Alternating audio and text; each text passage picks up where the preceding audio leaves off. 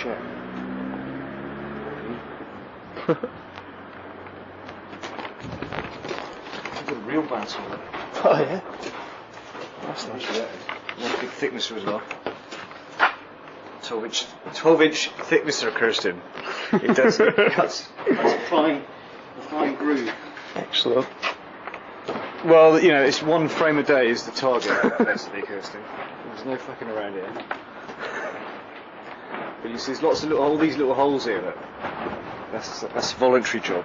What, plugging them? Plugging them. We're going to try and get hold of some Oak Dell and get all the volunteers to get used to using a router, and then they can route all the little brazing pieces in there.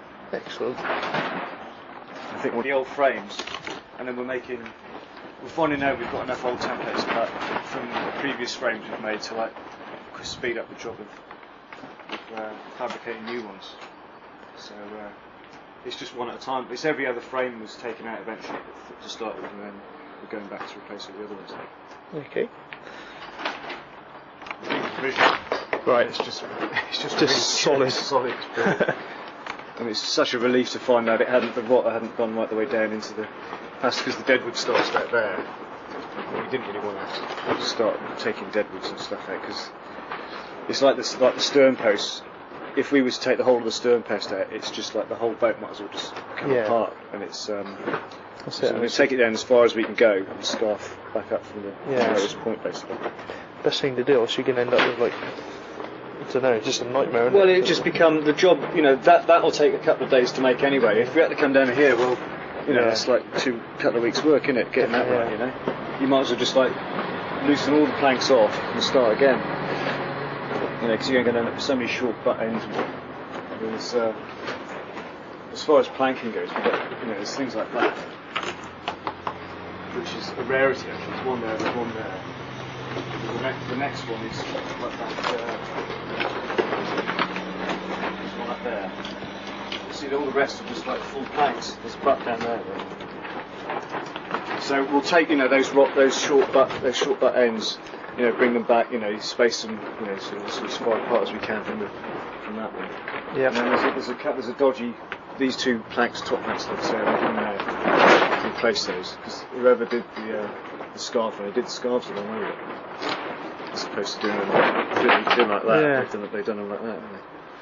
It's fun, isn't it? I don't know why it's like a keel scarf, isn't it, that one? Yeah. I don't know why they did that. Yeah, they've done it up there as well.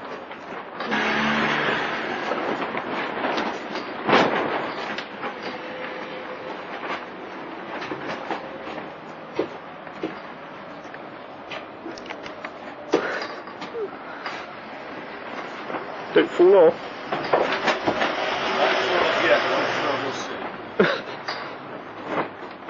Somebody keeps moving the ladder. And there's got a big split in it. And then there's that one is split there. Oh yeah. So we'll probably replace those two.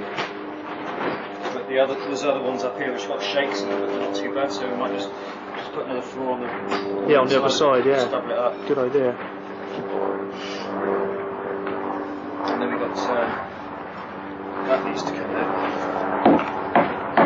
Oh yeah. There's another 2 or 3 over there. Most of the rock was on the port side, because I think she must have had a bias. She must have just went on the port side most of the time, or maybe she was unballasted, not ballasted right, and she was leaving, sitting in the water a bit. It's sort of squiffy, but consequently the deck, you know, all the water's washing off the deck and like coming in. Yeah, so it's rotted all that. So most of the rock was on that side. This side's not really so bad. I mean, the deck just didn't have any maintenance at all. It was just like this flat and right out. You can see some of these deck rods, like in lieu of where that massive step. Yeah. Just near the way. Yeah, it's bowed in, isn't it? And she had a twist in her. The track, the sort of rear section of the boat was like sort of twisted over like that. But Vic's shored it up and straightened it out. She's got in there one day with his big hammer and shores and poof, get it in. So she's straightened out, but we've got to be sure that she goes back together, you know, the beam shovels. Straight back in the boat, and then make sure that.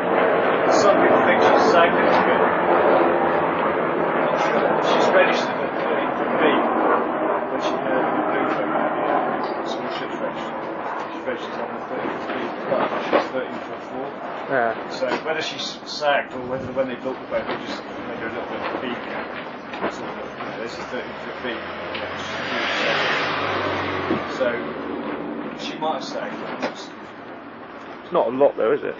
2 inches either Say side. to it, and in any case, maybe put new frames back in. It's going to be put it back up. But yeah, we've got to be careful as we start bringing the structure back that everything's squared up, because that twist, you know, where did the twist start? You know, it's like we've gone that way.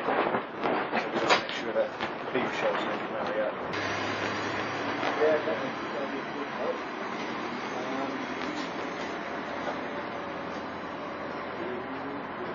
This we call it Sobza. Basic call.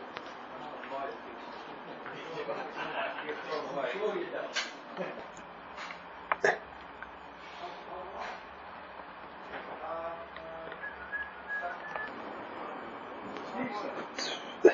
Useless. How did I see?